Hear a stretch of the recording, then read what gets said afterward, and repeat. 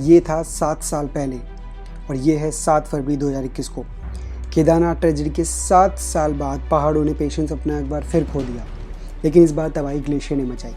जैसे ही ये न्यूज़ बाहर आई, इंटरनेट पे वही पुरानी एक बहस छिड़ गई कि ये नेचुरल डिज़ास्टर है कि मैनमेड। ये हादसा जोशीमठ के रैनी विलेज में हुआ, जो चिपको आंदोलन के लिए जाना जाता है, जहाँ सरकार के आदेश के खिलाफ 70 के दशक में महिलाएं पेड़ को बचाने के लिए पेड़ से चिपक गई थी।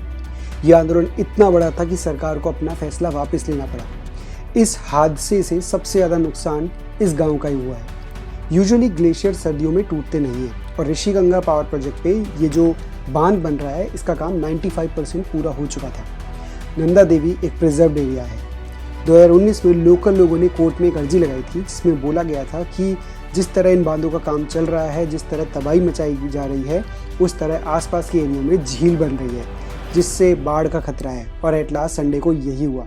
2013 के हादसे के बाद सुप्रीम कोर्ट के आदेश के अनुसार एक कमेटी बनाई गई थी, जिसका काम था कि स्टेट में अंडर प्रोसेस 80 पावर प्रोजेक्ट को रिव्यू करना।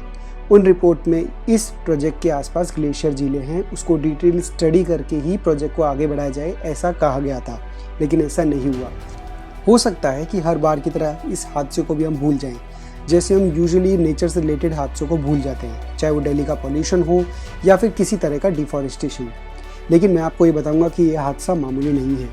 सालों की मेहनत से बनाए 2 पावर प्रोजेक्ट जब 30 मिनट के अंदर पूरे साफ़ हो जाएं और वहाँ पे काम कर रहे 100 से ज़्यादा लोगों को बचाने के लिए 5000 से ज़्यादा जवान लग जाएं, तो आप इस हादसे की इंटेंसिटी को समझ सकते हैं। एंड होने में हुआ क्या है, सिर्फ एक ग्लेशियर तो गिरा है, लेकिन ये क्यों गिरा है, क्या कारण हो सकते हैं। हिमालय का टेम्परेचर इस वक्त मई जून जितना हो रहा है। 20 सालों में यहाँ सबसे कम स्नोफॉल हुआ है, यानी सन 2000 से यहाँ स्नोफॉल गिरता ही जा रहा है।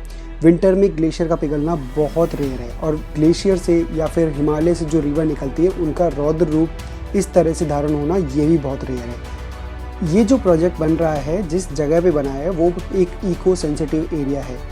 सन 2000 में भी अदालत में लोकल लोगों ने यहाँ पे याचिका डाली थी, इसके खिलाफ आंदोलन भी हुआ था, लेकिन फिर भी ये बांध बना। ये प्रोजेक्ट इतने सेंसिटिव हैं कि रूलिंग गवर्नमेंट की मिनिस्टर उमा भारती ने 2016 में सुप्रीम कोर्ट में ये बोला था कि उत्तराखंड में रिवर में कोई भी नया बांध बनाना बहुत खतरनाक है।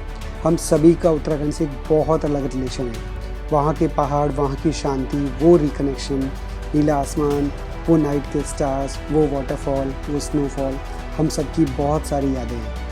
हमें थैंक्स करना चाहिए उन लोकल लोगों का जिन्होंने अपनी जान तक दे दी वहाँ की नेचर को प्रोटेक्ट करने में, और आज वो इंटैक्ट बनाए रखे हैं। और आज भी आए दिन वो लोग प्रोटेस्ट करते हैं, आए दिन वो सुप्रीम कोर्ट के दरवाजे खटखटाते हैं, आए दिन वो सरकार को बोलते हैं, ताकि शहर के ट्रैफिक और वहाँ की रोबोटिक लाइफ से दूर वहाँ जाके हम अपने आप और अपनी एग्जिस्टेंस को महसूस कर सकें। नेक्स्ट टाइम कुछ ऐसा हो, उससे पहले हमें वहाँ के लोकल्स और वहाँ की प्रॉब्लम्स को एड्रेस करना बहुत ज़रूरी है। इसलिए next time don't only pray for Uttarakhand, we need to stand for Uttarakhand.